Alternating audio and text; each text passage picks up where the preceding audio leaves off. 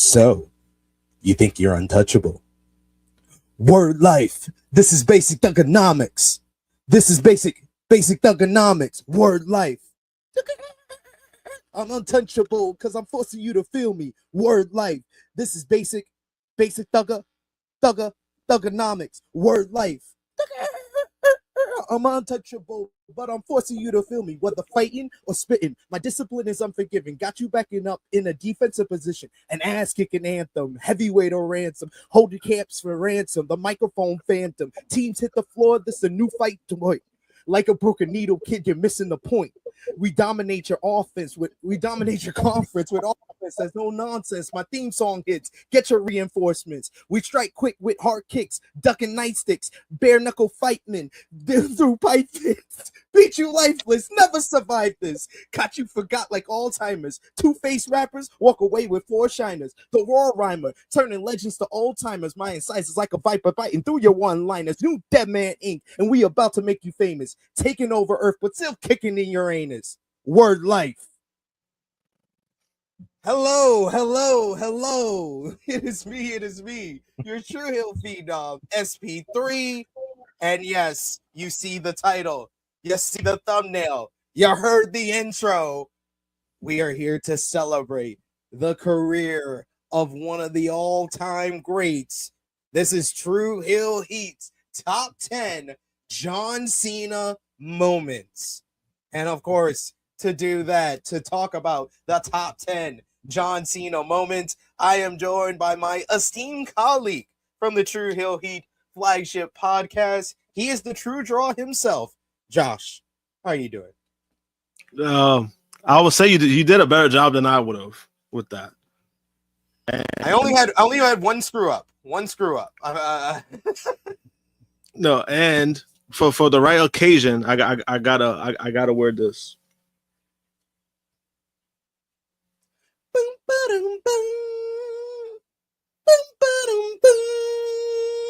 Yes, indeed. Top 10 John Cena moments. Of course, the reason why we're here, the reason why we're doing this video is because Saturday, December 13th, it will be the final match of the illustrious, legendary career of John Cena, the record-breaking, never-seen 17-time WWE World Champion, one of the greatest of all time. He will be having his final matchup against Gunther at WWE Saturday Night's main event, closing out a 23-year career that was filled of countless moments that we want you to remember. Countless moments that we probably won't even mention in this video. So we want to know from you. We're going to tell you our personal top 10. This is a new way we're doing the top 10 videos where we're not just giving you kind of based on the overall team or based on your votes or our votes. No, we're giving you our individual top 10s because we're going to give you our opinion. What is our top 10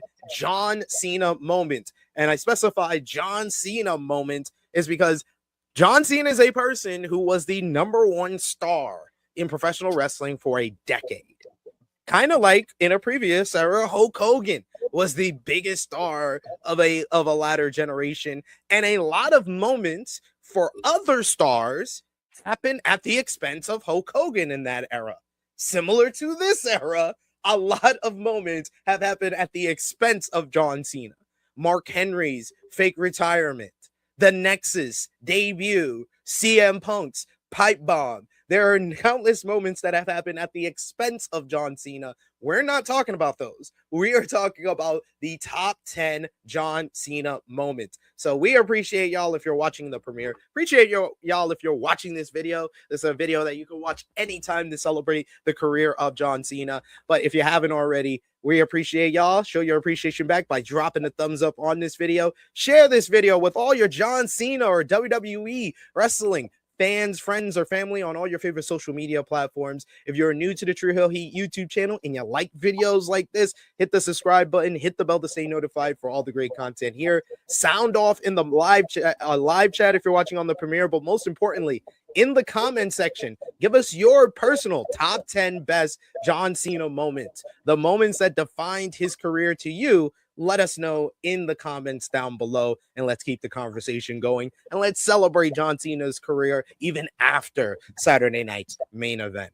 But Josh, John Cena, one of the all-time greats, his career is coming to a close. How are you feeling as we're filming this just a mere day or so before it happens? To be honest, I feel a little sad just because, this is actually something I've been thinking for a while, just because I know his retirement tour this year, we've criticized it a lot. Creatively, I think rightfully so. I just thought he deserved better. I expected better. And, for the most part, we really didn't get that. We got things that, we saw certain accomplishments. But I just think the overall direction that they went with it, because of what ended up happening, it kind of put a cloud over it. But, no matter what, I'm always going to appreciate John. I'm always going to appreciate things that he's done for the business, right? Especially, I made a post earlier, about him, retiring this weekend. And, I made it to a point where, you're talking about decades ago, right? Decades ago, people, who are a lot older now, back then, Bruno Sammartino was like the big star, right? He was the guy that people would come in to watch. And then during the 80s, it was Hogan. Like Hogan, the way, the rise of Hogan, that changed the business for better or worse. It changed the business. And for guys like me and you, like our age range, like John Cena is like our Hogan. You know what I mean? Like, that's all we know. It's like the fact that he started with WWE, he's been over the company for over 20 years, and everything he's done for the business. And for me, what sticks out is everything he's done outside the business. The way that he's, made, very selfless individual for somebody who's on the top, the way that he is, the way that he gives back, especially like with the fans, the way that, when he meets them, and then even the kids for the Make-A-Wish. I mean, he basically set the record for that. The fact that he took his, taking time out of his day to do those things just tells you how selfless he is, not only just as a performer, but just as a person. A lot of things that he didn't have to do, and he did it. And that's always going to stick out for me more.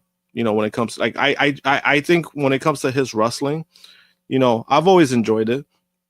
Obviously, there was a period of time where people were against it. People were just like, let's go, Cena. Cena sucks. I get all that stuff, but I think a lot of that was out of love. I think a lot of us did appreciate Cena for what he's done and what he's contributed. And I think he won a lot of fans over time, because we kind of saw, like, man, this guy, like, good or bad, like, he's never complained. He's never made it about himself when the fans were turning on him. He stood on the same road, and look at us now. We're we're celebrating the man, and I couldn't be happier for that. At least we're getting, so there's some guys who don't get to retire on their own terms. He gets to do that. No matter how this year went, I'm just happy that we get to at least see it. We get to at least enjoy what we have left of John Cena. Obviously, it's not goodbye, because obviously he's doing movies. He's an actor, and I think he's really found his range. I think he's been terrific, especially in Peacemaker. So it's not goodbye. We're still going to see John. It's just a matter of not seeing him in WWE TV. That's going to be a little weird, like, to get used to. Whereas, like, wait, 3 years from now, knowing that we're not going to see a Cena match, it feels weird. Yeah, because this is like the first time, especially in WWE, that we had one of these kind of crossover stars, these stars that like cross over into pop culture and mainstream and Hollywood that gets a formal retirement. Like Rock kind of had his whole like departure from WWE on a few occasions where it felt like it was a retirement matchup, but it really wasn't. And we don't know if he's ever going to wrestle again. Hulk Hogan was always like that, even to like his passing days. He would tease that he was coming back for one more matchup. So like with Cena to be able to have the chance to say goodbye, to have the last time in all these different cities, to have a T-shirt for all these different times, regardless of how the retirement tour happen, there are a lot of moments that I'm sure that people will comment in the comments down below and say a lot of their top 10 best moments of John Cena's career happened in this retirement tour. And I definitely have at least one of those moments in my top 10 as well. So for all the bad that it said with like his retirement tour, for all the bad throughout his career, because me personally, I've been a John Cena fan since day one, since he debuted. Came out on SmackDown in June of 2002. I've been a fan of his, and then the rapping gimmick. It was the right time to introduce that for me personally, because I was like 14 years old. I was just starting off in high school, and wrestling wasn't the coolest thing for someone to watch in high school. But at least there was this cool character that I could tell everybody like, this is the guy. This is the guy that's gonna be the future. This is the guy that's gonna be the face. And I always bring it up to Jimmy Macaram back in like 2005 when we really kind of realized had been in classes together. We were juniors by that point, and I realized that him and Marcus Gash were wrestling fans, and they were big into Batista. Batista was their guy, but my guy was still Cena. I was still on the Cena bandwagon. I was like, nah, he's gonna be the guy. They both got crowned at WrestleMania. I was like, he got the main event, but that's going to be the guy. And I will have a couple of moments around that time that kind of signify like big moments in my fandom of John Cena. But I also had the moments where I wasn't a fan of Cena, where it kind of got grating of him. Like, I think it was around the time of the 2009 Randy Orton feud where I was just like, okay, enough. This is enough. Okay, this is too much now. The Batista feud got me back a little bit, and I was like, yeah. And then the Nexus feud took me right back out of it, and it took me a while. It took until probably like the Punk feud in 2012, where he was doing great work there. Where I was like, okay, I'm back with you. Cena's doing good stuff. But then I had some falling outs again when they did the Rock match for a second time, or at my first WrestleMania that I attended. So I love the fact that I have lived and been a wrestling fan for the entire career of in WWE of John Cena. The fact that I can talk about all the ups and downs, that's great. That we're getting to that point where so many of these stars that we got to see when we were like teenagers and grown up, and we're in our 30s, going in our 40s, and we're seeing all these guys retire now, and we're like, damn, I've seen your entire career. I have like little memories in my mind of these minuscule moments in your career, but they were so important to me, and I remember it so big. And that's why I like videos like this where we can talk about it and talk about what's your personal 10 best John Cena moments. Yeah, and I think that's why it's pretty astonishing when it comes to Cena, because like we could say that we lived through it. Like, hey, we lived through his debut.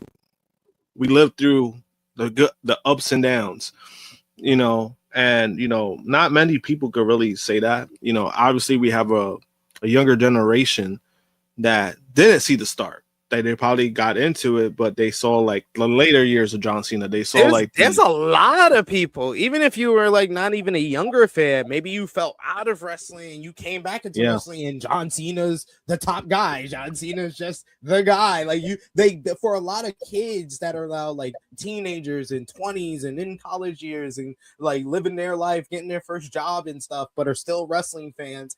A lot of them what Hulk Hogan was for us when we first started as wrestling fans, that's who John Cena is for them. Yeah, and that's kind of crazy, because it's like, damn, we getting old, but but but I mean, and like I said before, like, even in regards to the business itself, like, you know, the things that he's done, I mean, it's just incredible, you know, because I mean, the stuff that he had to deal with, man, people could deal with that pressure, and every single time he always found a way to deal with it, no matter what. You know, sometimes he might have his down moments for himself, his personal time, and maybe he's frustrated. We don't know, but he never showed that. Like he never showed that once to the public. You know, and you know, I mean, again, there's not enough great things you could say about the man, especially when you see these videos and when you see these videos when you know when he talks, you know, when he talks to these kids that, you know, they have like a parent sick or they're sick themselves, you know, and he takes time out of his busy schedule, out of his life to spend time with them. I mean, you know, those things I'm pretty sure he does not take for granted. You know, the fact that he's taking his time, I mean, that means something, you know, and you know, we you know, obviously there's certain guys who still probably do that, but to go as far as he's done it, I mean, that's why I said, man, I was like, I don't think there's ever gonna be another John Cena, no matter what, like, right? Because I think everybody's, you know, they paved their own way. Like Roman Reigns, you know, he's paved his own way. You know, he's been successful in his own way. You know, and right now he's that guy, right? Cody Rhodes comes back to WWE, and you know he's kind of like in that stigma of Cena being babyface, being loved by the kids and stuff like that. But I mean, what John has done, I mean, it's pretty unmatched. Yeah. Just look at the resume. In WWE alone, he is a 14-time WWE champion, a 3-time World Heavyweight Champion, 1-time Intercontinental Champion, 5-time United States Champion, 2-time WWE Tag Team Champion with this great list of partners of The Miz and David Otunga, 2-time World Tag Team Champion with Batista and Shawn Michaels, the 2012 Mr. Money in the Bank, or the 2-time Royal Rumble winner in 2008 and 2013. He's an 11-time Slammy winner, the 35th Triple Crown champion, and the 18th and most recent Grand Slam champion. And then talking about accolades as far as like acclaim throughout the sport, we go to Wrestling Observer Newsletter. He is the 2007 Best Box Office Draw, the 2003 Best Gimmick with the Doctor of Thugonomics, 2007 Best on Interviews, 2011 Feud of the Year with CM Punk, 2011 Match of the Year with CM Punk, Money in the Bank, most charismatic from 2006 through 2010. So 2006, 2007, 2008, 2009, and 2010. Most charismatic of the decade from 2000 to 2009. Wrestler of the Year in 2007 and 2010. Worst feud of the year in 2012 against Kane. Worst worked match of the year in 2012 against John Laurinaitis at Over the Limit. Worst worked match of the year in 2014 against Bray Wyatt at Extreme Rules. And he is the class of 2012 Wrestling Observer Hall of Fame. He's won the Sports Illustrated Muhammad Ali Legacy Award in 2018. He was number 4 in their top 10 in 2017. And of course, by yours truly, he was ranked number 4 in the 20 greatest WWE wrestlers of all time. What a career. What a stat line. One of the all-time greats for sure. So let's celebrate it. Let us know in the comments your top 10 best John Cena moments. And here is our, before we go into it, I will mention my honorable mentions, and you can mention any of yours, Josh. My first honorable mention I have here, I just recently rewatched this. This is fantastic. Because you get all the time, there's this legend. John Cena has this like legend of being this guy who murders people on the mic. Like he will slaughter you and tear you down on the mic. And I don't think any promo does that better than the Roman Reigns promo in 2017. I rewatched it before we did this video, and oh my god, it's like it's so like cringe for Roman, because Roman is like a deer in headlights, and Cena is just running him down and then backing up over his body and then running him down again. Oh, it's so good. It's so good. So yeah, I gotta mention that.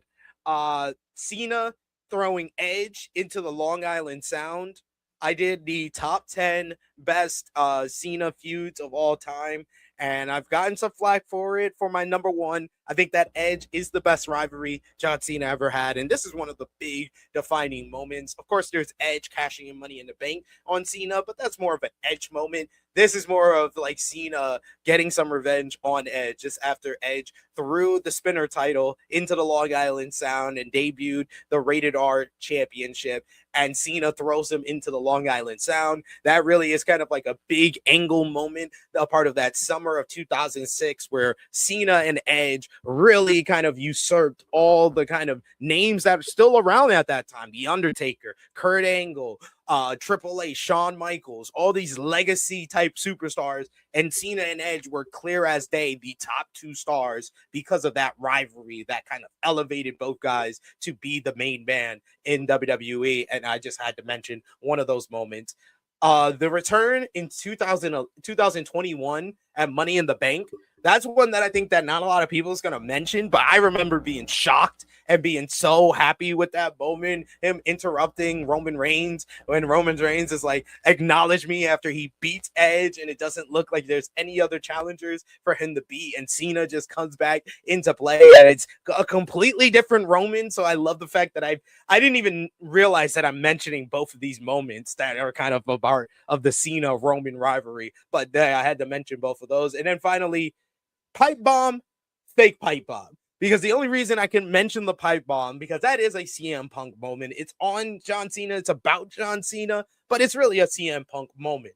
But the fake pipe bomb makes me be able to talk about that because he, 11 years later, or what was it, 14 years later, after that initial pipe bomb, he was able to turn it back. And it's really probably his best single promo of the entire retirement tour, because he was able to kind of pull back the curtain a little bit, be more of a naturally funny John Cena, and that was probably his best promo of the entire heel run as well. So those are my honorable mentions. What about you? Honorable mentions. I'm gonna go with SummerSlam when he faced AJ Styles in that match. In that freaking 5-star match, in my opinion, just because, the match itself, I think for me, like I for over the years, like I saw the improvement Cena made, but the fact that he kept up with AJ Styles, I thought that was pretty insane, just because, obviously, there was always that running joke about Cena. Five moves of doom, you can't wrestle. But the fact that you stood toe to toe, you went bell to bell with one of the, arguably, AJ Styles is one of the greatest of all time in his own right too, in ring. The fact that he was able to keep up, that was pretty incredible. And he did that multiple times. The fact that they were able to do that multiple times, and it always felt special, especially this last one too, like this past year when they faced each other. Obviously, it wasn't the same, but the fact that they were able to have the match, the crowd loved it, and it was a nice send off, for like a rivalry that came off, the later years of his career, to say. I'll go with that one. The second one, I actually do agree with the 2021. I think Money in the Bank when he came back, because I remember like that was the first when I felt like I was like, oh shit, everybody's behind Cena again. Like everybody's cheering for Cena again. Oh shit, like this is great. And I was like legit shocked because I didn't expect it. So I thought it was a good thing. Like I really enjoyed that, And then there was a little part of you where it was like, oh shit, maybe Cena could actually get I think at the time was number 17. They're like, oh, maybe it could actually happen. I mean, obviously it didn't happen. It happened years later, but it was one of those moments where it was like, oh shit, like this could really happen, you know. And number 3 for me, I actually do agree. I think uh I I might my other moment I might say is the Austin Theory promo, because similar to what you said about Roman with Theory, it was like not only he butchered the kid, I mean, not only he butchered him, but what he said ended up being right. And it's not right in a good way, but that was another promo that I was like, damn, like he killed this poor kid. And then, you know, he never recovered from that. You know, obviously it's not a good thing for Austin Theory, but I was like, damn, Cena, he still got it. Like you can't put him against any of these youngins. Do that? Like, come on. Like you can't do that. I would never put that on my list at all. I hated that promo. I still hate that promo to this day. But hey, it's the good and the bad of John Cena. I want to mention 2 Royal Rumble moments. The match with Umaga in 2007, that last man standing matchup. That was one of those, like, with the I Quit match against JBL in 2005. Those first moments where you saw Cena bleeding and bloody and really kind of getting gritty, getting dirty. Those are moments that I really remember from Cena's career. And winning number 16 against AJ Styles.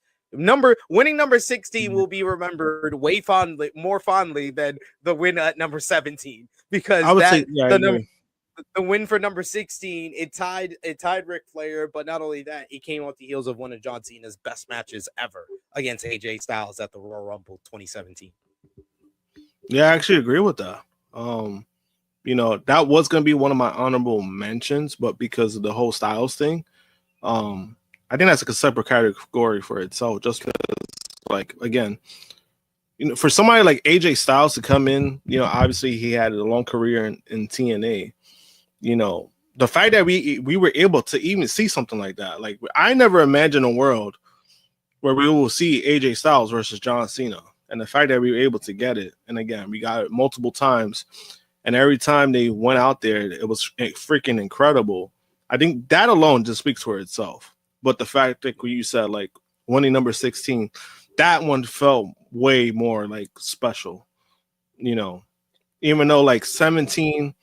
You know, obviously the moment itself was like, you're happy that he got 17. It was just a lot of things that wasn't Cena's fault that kind of ruined that. Yeah. Also, I want to give a shout out to Indie Cena. It's not really a moment, but it's just whenever Cena becomes Indie Cena, when he's in there with one of the indie darlings and he'll pop up a different move. When he started doing like the whole summer of 2015, when he started doing the rebound stunner as one of his setup moves for the finish, that shit popped me. Oh my god, I remember those vividly. Indie Cena, tornado DDT against Kevin Owens, like those were always fun for me. So I had to mention Indie Cena. All right, let's start off with number 10. Coming in at number 10 for me, Josh, I go the Halloween rap. The one that started it all for the Doctor of Thugonomics. In 2002, John Cena was pretty lost in his career.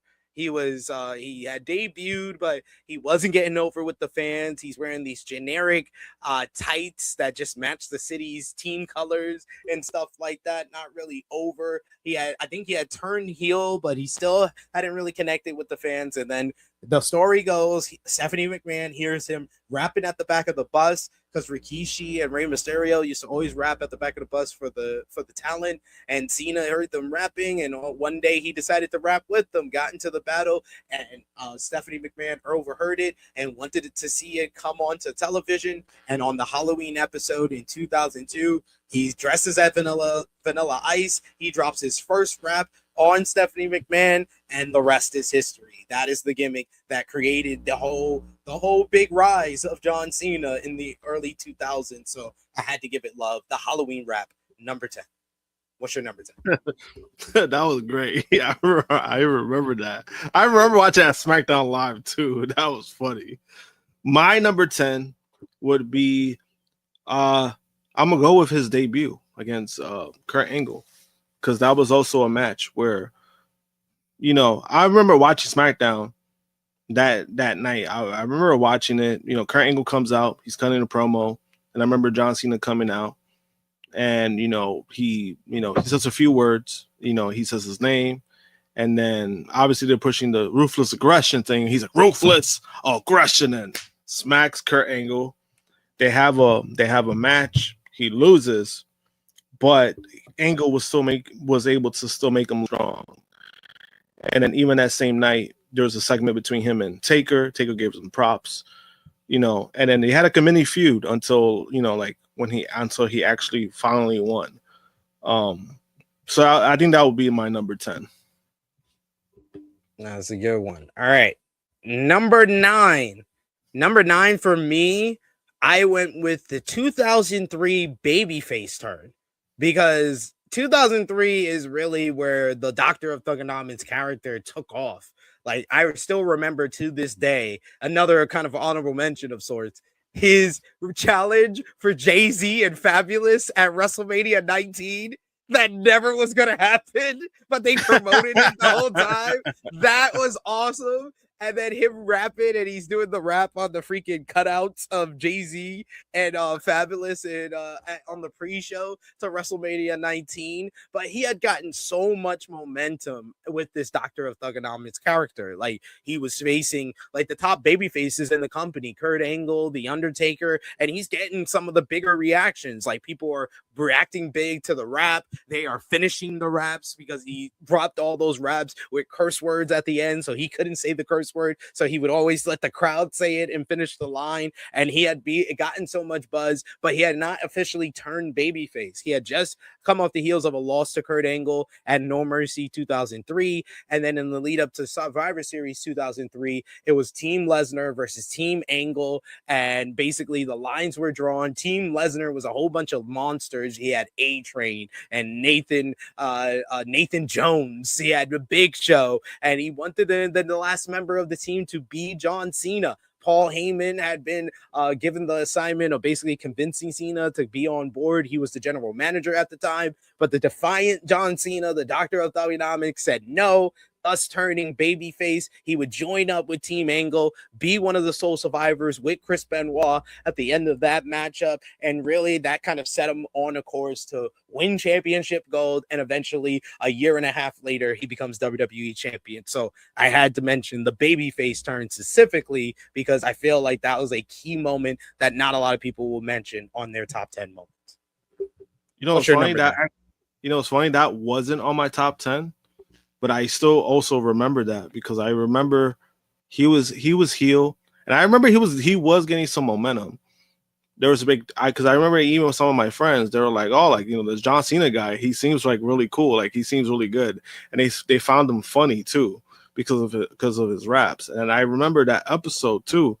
I remember like things were starting to turn when they make this proposal about joining the team, and then he makes a face.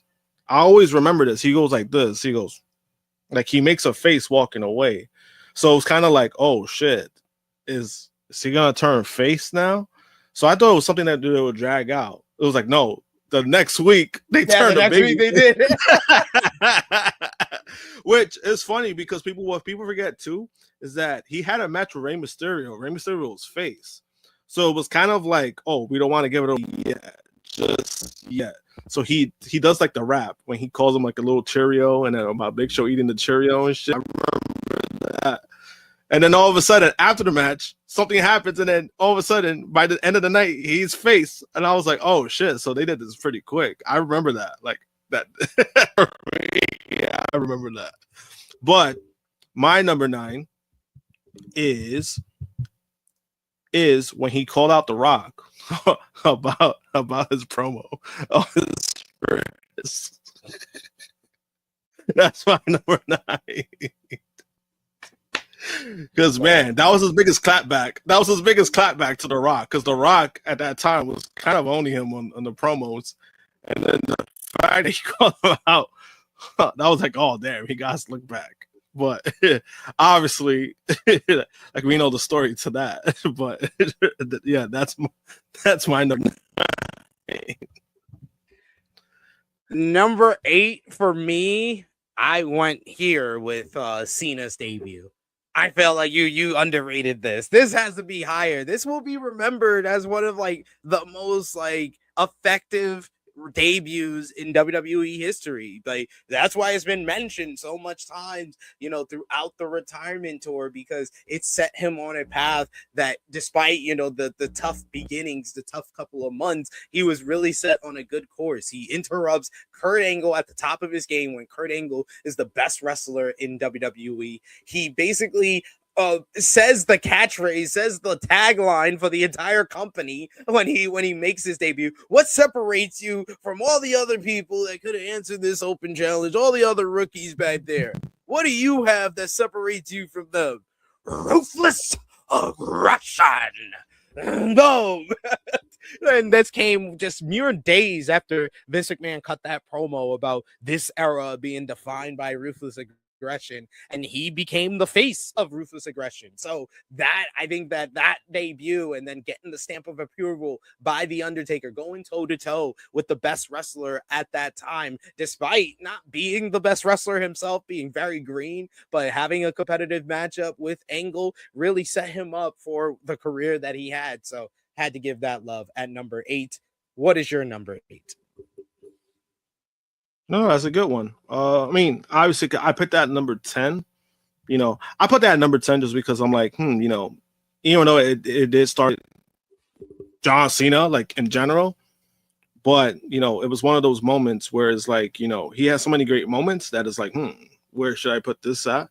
But number 8, this one's tough because I'm trying to think. Number 8, what do I have at number 8? There's a few, but I'm like, number 8 for me. I'm actually gonna go with shit. I just had it in my head.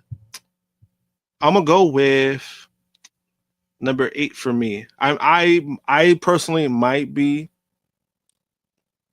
underrating this or whatever the case may be. I'm gonna go with the night he got drafted to Raw. For me, just because like that time I was like, when it came to WWE, that's all I really watched when it came to like live television. And I remember that night too, like when they were like, when they were doing the draft, or like, when they were doing trades, whatever the case may be. I remember that being like a big moment. And I was like, holy shit, like we're getting John Cena on Monday Night Raw, because back then people, fans, they always had like their brands. They either really loved Raw for the brand because of the wrestlers they had, or they really loved SmackDown. So the fact that you had this world champion and the freaking WWE champion going to Raw, and while they still had the world heavyweight champion at the time, too, it was kind of like, oh, like what's gonna happen? Even though we kind of saw hindsight, like, oh yeah, Batista is probably getting moved, but the fact that moment for me, that was a cool moment. All right, number 7 for me, I'm going with his first U.S. championship win at WrestleMania 20.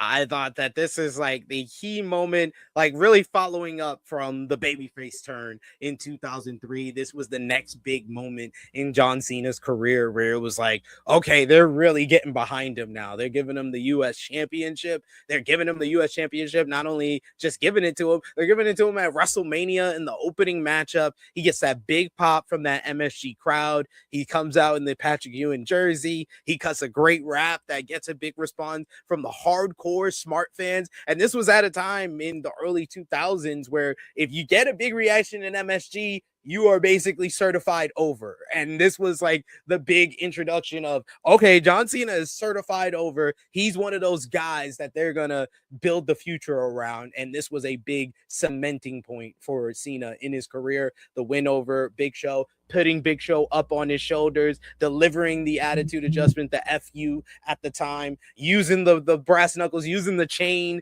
to get the win and stuff like that, where he still had a little bit of his edge that he would lose throughout 2004. So I want to emphasize this moment here because it was the last bit of the edgy Doctor of Thugonomics that we had left before it would dissipate throughout 2004, before he became a main eventer in 2005.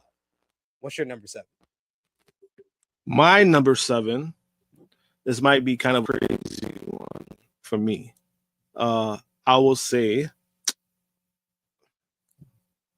I'm gonna go with the night that Cena faced RVD, one night stand, freaking Hammerstein for me. Just the moment. So not only the match, I thought the match was really good between the fellas, but it was just everything about it. The fact that this man went into enemy territory, it was one of the indications for me where it was like, oh shit, everybody hates Cena, right? I was like, oh shit, like, damn, like that was full blown of like showing proof of like, oh yeah, this is where this is going with Cena. The fact that people were like, I was scared for that man that night. Like I was scared because I was like, damn, the freaking crowd.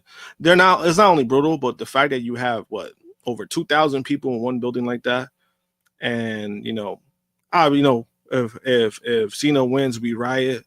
But the fact, what caught me was the fact when he threw his shirt, somebody threw it back, and I remember his face was just like he was like shocked, and then he tried it again, and he threw it back again. Like that whole thing, that whole situation for me, that's number 7. All right, number 6 for me, I went with his win of his first WWE Championship. 1 year later, WrestleMania 21, it had became clear that Cena was the main man. He was going to win the WWE Championship, and he had the perfect foil to do it. JBL, who's kind of the exact opposite, where Cena was the white wigger from the streets, and JBL was the proper stock market millionaire who had his nose up in the air, was the champion. And I love the build up to the matchup, how they did that with like Cena not being able to touch JBL. And when he did, he got arrested and JBL hit him and all that stuff, him losing the US championship, the spinner title at that time, and then eventually being able to beat JBL. This will only be remembered more for the moment than the match. The match is not good, but it's all about the moment. This is Cena winning his first WWE championship. Still to this day, in any Cena highlight reel, you see him with the title, diving into the crowd with the fans when he was still beloved by the fans, even at that point. So I got to give that first WWE championship win some love at number 6. What is your number 6? You want to know something funny? That was also my number 6 when he won his first championship. That was actually my number 6 because what you said, the build-up, I thought the build-up was great. It was entertaining, especially when he lost the title, when he lost the US belt. I remember when JBL also set it on fire, or he blew it up, whatever, in the little trash can. I remember that. Then also it solidified. It was like, all right, now we're finally gonna get Cena. Now they're finally gonna give him the keys to carry the company, and the moment that he won, that's all I really remember. Honestly, I really don't remember the match, because it's JBL. No offense. It was just more of like, please, just not only you have somebody that you were behind, but it was the fact that it was like, please, get this belt off of JBL. Get this belt off of JBL. But it was the right time. It was a perfect person to do it. It wasn't like one of those things where it was like, please, I don't care who's champion, just get it off of him. It was the fact that it was Cena. And that's what made it more special, because obviously, that solidified where they were going with him. You know, and I remember that part. I remember that too. They still had the design of the undisputed title. That was his first belt, and then I remember like him jumping into the crowd. And basically that's how they changed out the belts. Like that's how that design kind of retired. It retired with Cena. He ended up introducing the Spurner belt. A lot of people actually don't know that part too, like that little detail where it's like, oh wait, that's how we retired. It was Cena who had it last, and that was actually one of their best designed belts in my opinion. But that's my number 6. Thanks, Cena, for getting that beautiful title away. We appreciate you for that. Now let's enter the top 5. Coming in at number 5 for me. This is something else where I have something you said earlier, but I have it much higher. I did not go with the night or the matchup or even mention RVD. John Cena's entrance at One Night Stand 2006. That is still remembered to this day. Him with the title up, head down, getting booed out the building, people middle fingers at him. And you have to put the whole beginning, before the bell even rings, everything that happens is just different. It's just a different atmosphere. It is something that we've never seen a top guy in WWE ever be put into that position of being the number one most hated person in front of these hardcore wrestling fans in New York City, one of the most rabid crowds ever. And they ate Cena alive, but he got through it. He lived. They ate him alive, and then they shitted him out their ass, and Cena lived, and he was able to tell the story about it. So that entrance is the moment for me from One Night Stand 2006. So that is number 5 for me. What is yours? My number 5, for me is going to be the number 5 for me is going to be, this might be a little bit higher. Probably from this year. I want to say when he won 17, like him getting the title, number 17, I'm gonna say number 5, just because, you know, again, the match itself was not great, unfortunately. You know, and we said that many times, and I still stand by that. Obvious reasons why. A lot of it, people were blaming Dwayne. It's not on Dwayne. You know, but obviously it was a match that kind of shown, yeah, maybe it is time for Cena to hang it up. But it was the moment of him getting 17 where it was like, oh shit, like he finally got that moment. You know, I even got the shirt. I got the shirt that represents number 17. So I would say the moment itself. But then also, you know, we did get that heel turn, which was a big moment at that time. For better or for worse, that was a big moment. So I think I'm gonna go with that, number 5. Number 4 for me, another one that I have much higher than you, is the Rock wrist promo.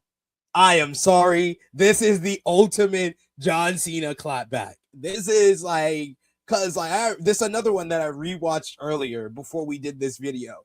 And Rock gets so tight. Rock gets so upset. Oh my God, it's so good to watch back and know the story now, because at the time we did not know that none of this was planned, that he was just riffing on this guy and exposing him for not being on his game at that time after 7 years away from WWE. And The Rock was really, based off a lot of like catchphrases and disses and coin phrases. So for Cena to kind of expose that and like make a Rock feel as manufactured as Cena has always felt, that was like a real big turning point for me on how I saw John Cena. So I have to put that Rock wrist promo high up on my list because he was against one of the greatest promos of all time, and he was winning. And it wasn't even just 1 week. It was multiple weeks in a row heading into that first matchup, a once in a lifetime, that Cena made Rock look silly. Rock was doing all the catchphrases, all the rock isms, and Cena was cutting deep and being like, dude, you're just not it. You're old. You're old, bro. Like I'm the new hip thing, and you're kind of old. You're not on your game anymore. I'm the one doing this. And that wrist promo is like the personification of that rivalry and the promo exchanges they had going into that first match. So that is number 4 for me. What is yours? Hey, I mean, hey, that's a good number 4. I'm never gonna argue that. I guess because for me personally at that time, when that happened, obviously at that time, knowing how wrestling is, I thought all that was script. I thought like that was planned. But years later, finding out like, oh shit, that was real. I was like, oh boy, now that kind of looks a lot different for me now. So I think it was at that point where, because even back then, The Rock, it was cool to see The Rock, but I was always a Stone Cold guy more than The Rock. And maybe that's why I kind of feel the way that I do feel about The Rock. Like, I appreciate his work. I appreciate what he's done. But I'm like, fuck this guy. I always got, Stone Cold's my guy. Like, fuck The Rock. That's how I always felt. But for me, number 4 will be, I would say the U.S. Open Challenge. When he won the United States title, what was it, second time? Or right? 2015 when he won the United States title. At that point, I was like, oh, something different for Cena. He's not the world champion. They'll give him a mid-card title. Maybe he'll do something with it. We don't know. But the fact that he put out some of the best matches he's ever had in his career, that's like, to me, at that point with John Cena, I think for me, that kind of shifted how I felt about Cena, honestly. Where Cena, I never thought he was a terrible wrestler, but I always thought people were just so much better than him. But the fact that this U.S. title run, I was like, oh shit, like this guy could really work. And it was one of those things where he really turned it around for me, where it was like, I started to appreciate John Cena even more. It got to a point that after that run, it was like, John Cena's gonna wrestle. He ain't giving no bad performance. That's how I felt about Cena. And I think that's a good feeling to have about a wrestler, especially somebody that you like, to knowing like, oh shit, like, when he gets out there, he's gonna put out a banger. He's gonna do the best that he can. But it wasn't only just that. He had the Sami Zayn match. Obviously, Sami Zayn got injured during his entrance, but then they still had a great match. But it did for me was probably the Cesaro match, where it was like, holy shit, like, that helped Cesaro out too for a little bit, when it came to that. So I'll put that at number 4. Can't forget the Kevin Owens rivalry. I feel like that was the thing that put the U.S. Open Challenge over the top for me, is making the Kevin Owens on the main roster, especially him as an NXT champion, getting that call. Oh, that's right. Just a few weeks after. I think it was like a week or two after Sammy had done his debut against him too. So that was perfect as well. Number 3 for me, top 3 now. Number 3, it's John Cena getting drafted to Monday Night Raw.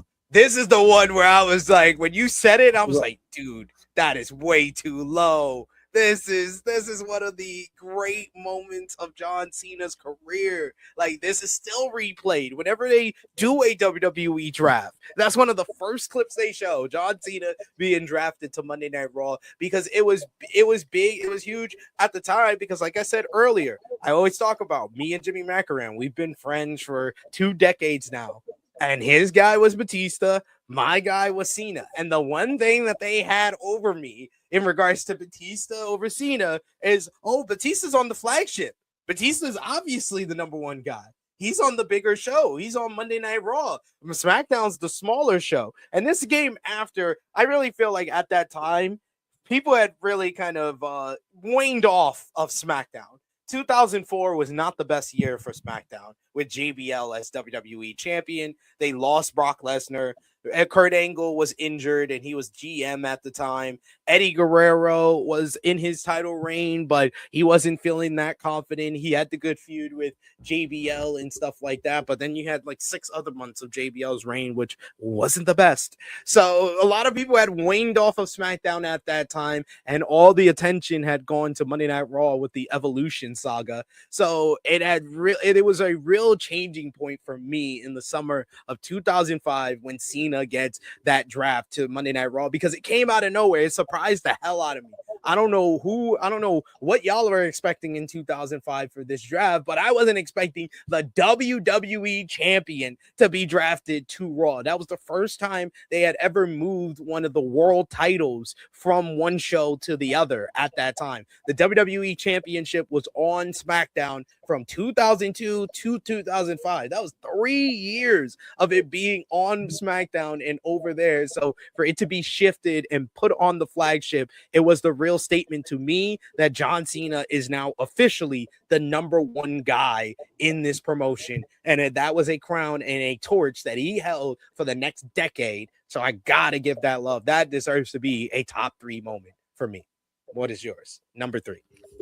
Number 3, I'm going to go with number 3. I'm gonna have to say, I might have to lump this up with all of it. I would say, should I say that? I would say probably the Money in the Bank match with Punk for me. Just because, like, it was something for both guys. Obviously, CM Punk, you had the storyline of CM Punk leaving. He cuts his bomb, and he's talking about leaving. Cena becomes champion, and then Punk comes back, and then now there's like this whole complicated thing where it's like, okay, who's the champion? who's gonna be the champion? And then they had that incredible match at Money in the Bank. Both fellas killed it that night. I would say I would even go as far as say maybe like the whole rivalry, because I thought like even the stuff after they did was great. Like, when they had that freaking their rematch on Raw. When was it? Was that freaking right? Was that the Raw where they went like over like 30 minutes and Cena did a Hurricane Rana? I remember that shit. Punk did the power driver. Yeah, Punk did the power driver. People were pissed that he did the power driver. Like, I would say probably the match. So, but I would I would even give credit for like the whole Punk and Cena rivalry, honestly. But I would say I'll put that number 3.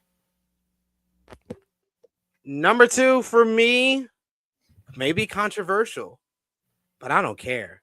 It's his heel turn this year. It's the heel turn at Elimination Chamber 2025. That is probably the most viral moment of John Cena's career. Like, that became the type of moments that you want in wrestling that you call old wrestling fans that haven't watched in a long time, and you say, yo, this happened. You should watch it. I told my nephews about it that haven't watched wrestling in years. My nephews were interested about it because Travis Scott was involved and The Rock was involved, and Cena had turned heel for the first time in 20 years. It was something that it was the wrestling white whale. No one had thought we were ever going to see it. We definitely didn't think we were going to see it at Elimination Chamber. I was saying on the lead up to that he was going to turn heel, that he should be the one that side with The Rock, that sold his soul to The Rock over Cody Rhodes. But even I had said it should probably happen at WrestleMania. I did not expect it to happen at Elimination Chamber. Elimination Chamber will be recognized as probably the most noteworthy, most talked about WWE PLE of this year, even with a WrestleMania, even with the Evolution, even with the other great shows that was this year. Nothing will be talked about more than Elimination Chamber, and that is all because of the heel turn of John Cena. It's just all this stuff rolled into one, something that you never thought you were going to see. It happened, the way it happened, the way it was shot, the way it's been covered since then, the whole Unreal series. Like, this is one of the defining moments of John Cena's career. So regardless of how the follow-up was, how the heel turn happened, how the heel run happened, the heel turn itself is absolute perfection.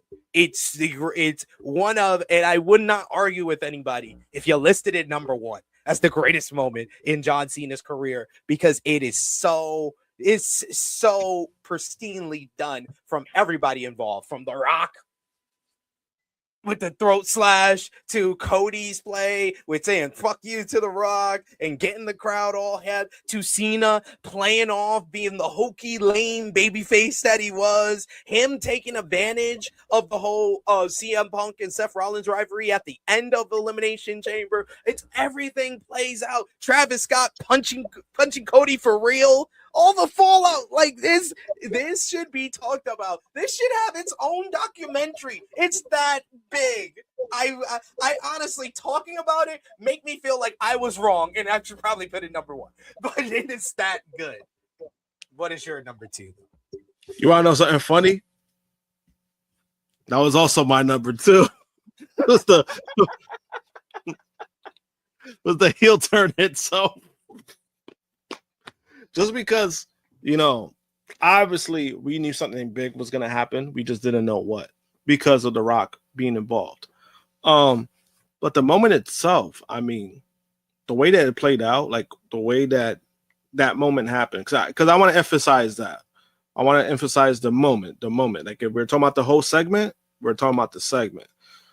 But the fact that, not only Cena wins the match, we kind of see what's going on, and then you see, what transpires with Cody when Cody says, "Go fuck yourself." That made the moment even like crazier. But it was like, oh shit, I think we kind of know what's gonna happen.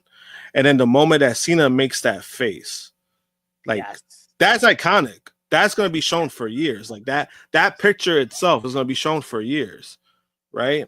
And then the turn happens, and then the down happens, right? But the fact that you had everybody talking about it, you had ESPN talk about it, you had people who don't even watch wrestling talk about it.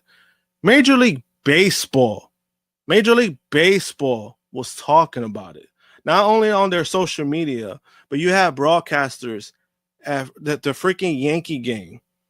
The broadcasters brought it up. Well, like, oh, did you hear that John Cena's a bad guy now? I can't believe it. You can't beat that. No matter what, like, regardless of how we feel about the follow-up and like how everything transpired after the fact, the moment itself, I mean, that's even the all-time heel turns in history. That's easily top 5. Because of not only the moment, but what it meant. Like, the way how viral it went. You can't deny that. 1000%. I did a list of the 10 biggest heel turns of all time, and I put it number 2. And on the top 10 best moments of John Cena's career, it is also number 2.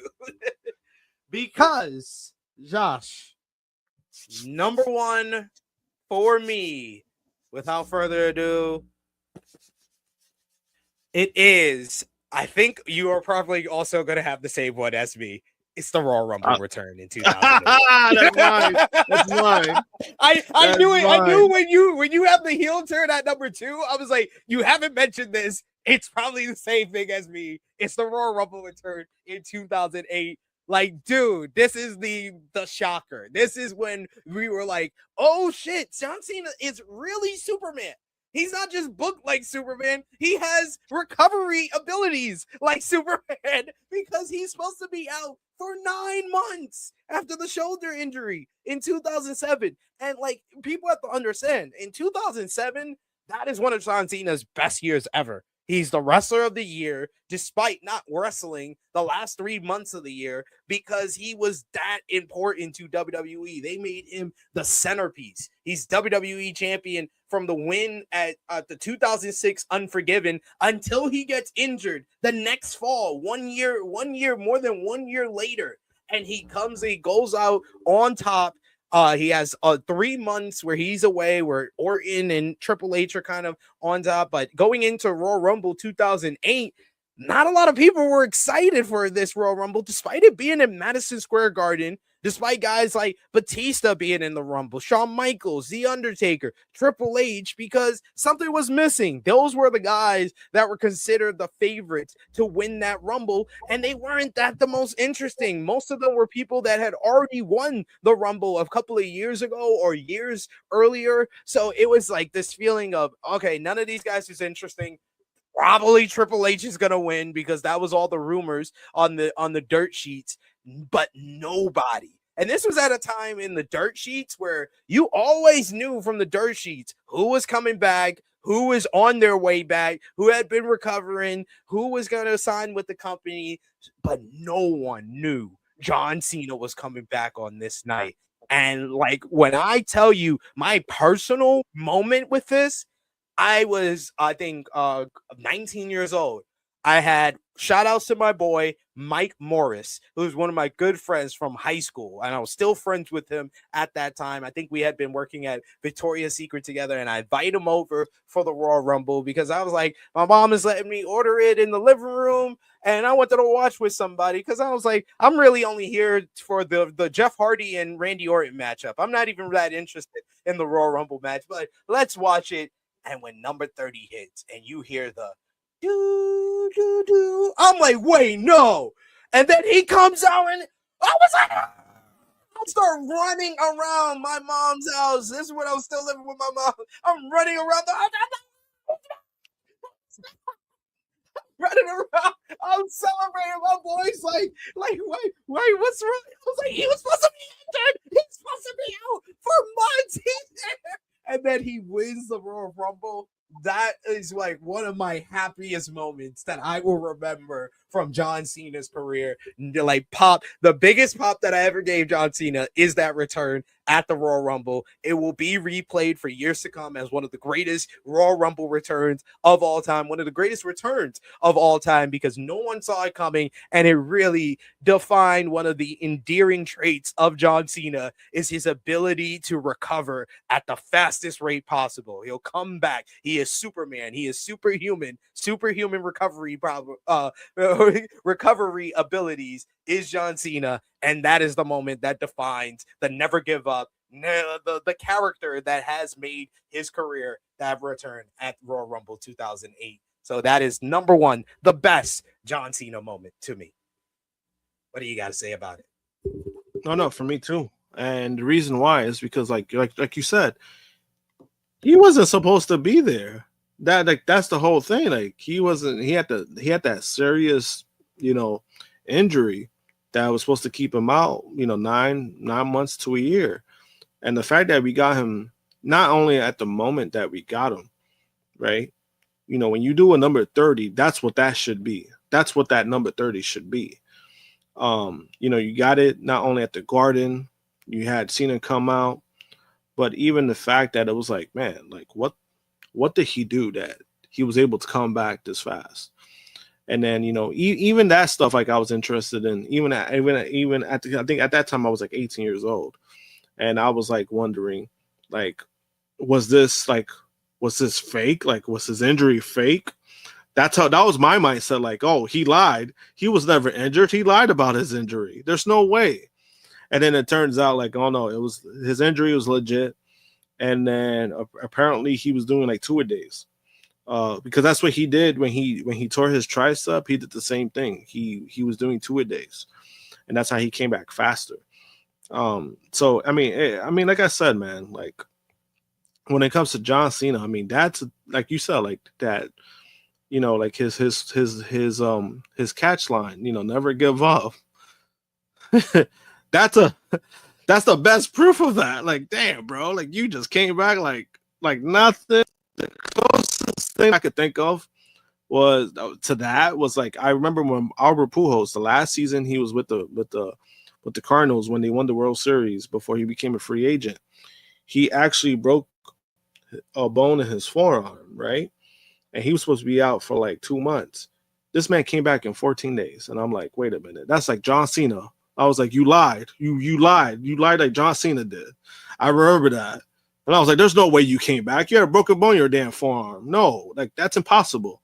And then guess what? He actually did come back in 14 days after he broke it. So I was like, damn, like, that's what that reminded me of.